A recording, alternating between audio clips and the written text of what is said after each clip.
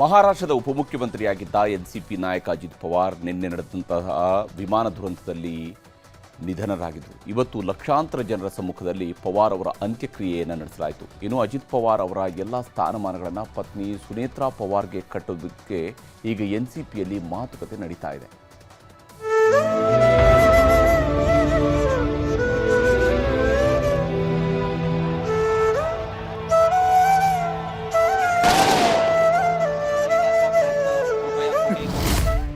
ಮಹಾರಾಷ್ಟ್ರದ ಬಾರಾಮತಿಯಲ್ಲಿ ನಿನ್ನೆ ವಿಮಾನ ಅಪಘಾತದಲ್ಲಿ ಉಪಮುಖ್ಯಮಂತ್ರಿ ಅಜಿತ್ ಪವಾರ್ ನಿಧನರಾಗಿದ್ದರು.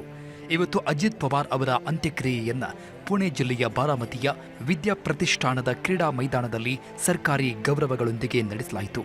ಆಸ್ಪತ್ರೆಯಿಂದ ವಿದ್ಯಾ ಪ್ರತಿಷ್ಠಾನದವರೆಗೂ ನಡೆದ ಅಂತಿಮ ಮೆರವಣಿಗೆಯಲ್ಲಿ ಲಕ್ಷಾಂತರ ಜನ ಭಾಗಿಯಾಗಿದ್ದರು. ಅಂತ್ಯಕ್ರಿಯೆ ನಡೆದ ವಿದ್ಯಾ ಪ್ರತಿಷ್ಠಾನ ಮೈದಾನದಲ್ಲೂ ಸಾವಿರ ಲೆಕ್ಕದಲ್ಲಿ ಜನ ಸೇರಿದ್ರು.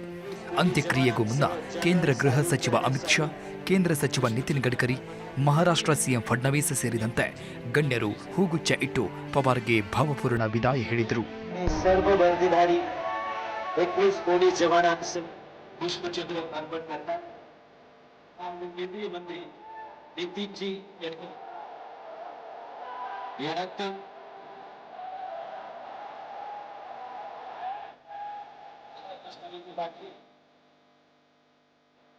ಬೆಳಿಗ್ಗೆ 11 ಗಂಟೆಗೆ ಅಜಿತ್ ಪವಾರ್ ಅವರ ಇಬ್ಬರು ಪುತ್ರರಾದ ಪಾರ್ಥ ಪವಾರ್ ಮತ್ತು ಜೈ ಪವಾರ್ ತಂದೆಯ ಚಿತೆಗೆ ಅಗ್ನಿ ಸ್ಪರ್ಶ ಮಾಡಿದರು.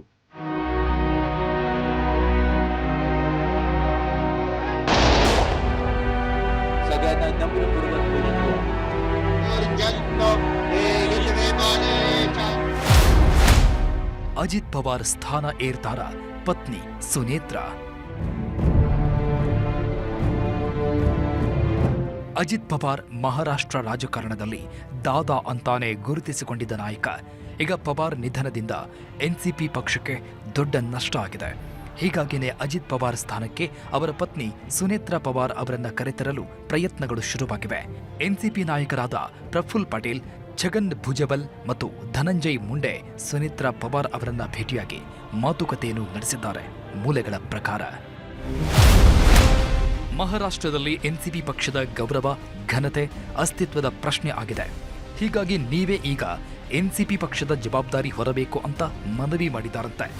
ಅಜಿತ್ ಪವಾರ್ ಅವರ ಎಲ್ಲ ಸ್ಥಾನಗಳನ್ನ ನೀವೇ ತುಂಬಬೇಕು ಅಂತ ಕೇಳಿದ್ದಾರಂತೆ. ಸಚಿವ ಸ್ಥಾನದ ಜೊತೆಗೆ ಡಿಸಿಎಂ ಸ್ಥಾನವನ್ನು ಅಲಂಕರಿಸಬೇಕು ಅಂತ ಎನ್ಸಿಪಿ ನಾಯಕರು ಸುನೇತ್ರಾ ಪವಾರ್ಗೆ ಮನವಿ ಮಾಡಿದ್ದಾರಂತೆ. ಜೊತೆಗೆ ಅಜಿತ್ ಪವಾರ್ ನಿಧನದಿಂದ ತೆರವಾಗಿರುವ ಕ್ಷೇತ್ರಕ್ಕೆ ಚುನಾವಣೆ ಘೋಷಣೆ ಆಗುತ್ತೆ. ಆಗ ಉಪಚುನಾವಣೆಯಲ್ಲೂ ನೀವೇ ಅಭ್ಯರ್ಥಿ ಆಗಬೇಕು ಅಂತ ಬೇಡಿಕೆ ಇಟ್ಟಿದ್ದಾರಂತೆ. ಅಜಿತ್ ಪವಾರ್ ಪತ್ನಿ ಸದ್ಯ ಎನ್ಸಿಪಿ ಪಕ್ಷದಿಂದ ರಾಜ್ಯಸಭೆ ಸದಸ್ಯೆಯಾಗಿದ್ದಾರೆ. ರಾಜಕೀಯದಲ್ಲೂ ಸಾಕಷ್ಟು ಅನುಭವವಿದೆ. ಹೀಗಾಗಿ ಎನ್ಸಿಪಿ ನಾಯಕರ ಮನವಿ ಒಪ್ತಾರಾ ಅಥವಾ ಶರದ್ ಪವಾರ್ ಅವರ ಪಕ್ಷದ ಜೊತೆಗೆ ಎನ್ಸಿಪಿ ವಿಲೀನಕ್ಕೆ ಮುಂದಾಗ್ತಾರಾ ಅನ್ನೋದು ಶೀಘ್ರದಲ್ಲೇ ನಿರ್ಧಾರ ಆಗಲಿದೆ.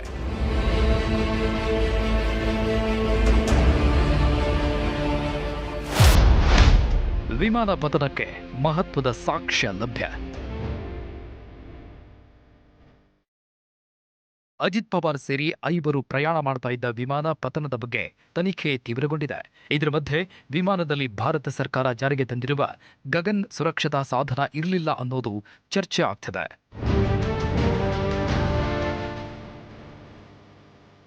ಅಪಘಾತಕ್ಕೀಡಾದ 16 ವರ್ಷಗಳ ಹಳೆಯ ರಿಯಲ್ ಹೆಟ್ ಲಘು ವಿಮಾನದಲ್ಲಿ ಭಾರತದ ಗಗನ್ ಸುರಕ್ಷತಾ ಸಾಧನ ಅಳವಡಿಸಿರಲಿಲ್ಲ ಅನ್ನೋದು ಗೊತ್ತಾಗಿದೆ.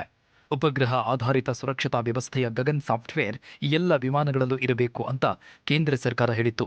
ಈ ಗಗನ್ನ ತಂತ್ರಜ್ಞಾನ ಇದ್ರೆ ಅಸ್ಪಷ್ಟ ಗೋಚರತೆ ವೇಳೆ ಸುರಕ್ಷತೆ ಬಗ್ಗೆ ಮಾಹಿತಿ ಸಿಕ್ತಿತ್ತು. ಪ್ರಾಥಮಿಕ ತನಿಖೆಯಲ್ಲಿ ಗಗನ್ ಸಾಫ್ಟ್ವೇರ್ ಇಲ್ಲದ್ದು ಪತ್ತೆಯಾಗಿದೆ. ಇದರ ಜೊತೆಗೆ ಬ್ಲ್ಯಾಕ್ ಬಾಕ್ಸ್ನಲ್ಲಿರುವ ಆಡಿಯೋ ಬಗ್ಗೆಯೂ ಪರಿಶೀಲನೆ ನಡೆಸಲಾಗ್ತಾ ಇದ್ದು, ತನಿಖೆಯ ಅಂತಿಮ ವರದಿ ಏನು ಬರುತ್ತೆ ಅನ್ನೋದನ್ನ ಕಾದು ನೋಡಬೇಕಿದೆ. Bureau report, news 18.